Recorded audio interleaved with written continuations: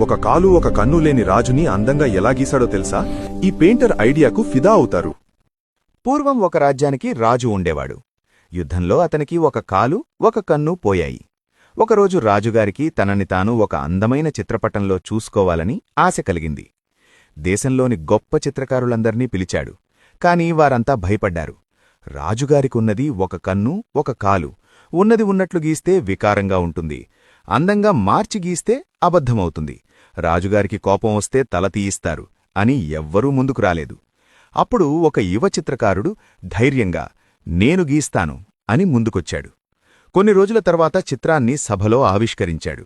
అది చూసి రాజుగారు ఆశ్చర్యపోయి అతనికి ఘనంగా బహుమతులిచ్చారు. ఆ చిత్రంలో రాజుగారు వేటకు వెళ్తున్నట్టు విల్లు ఎక్కుపెట్టి లక్ష్యాన్ని చూస్తున్నట్టు ఉంది. గురి చూడటానికి ఒక కన్ను మూసినట్టు, మోకాలిపై కూర్చుని ఉండటం వల్ల విరిగిన కాలు కనిపించనట్టు అద్భుతంగా గీశాడు.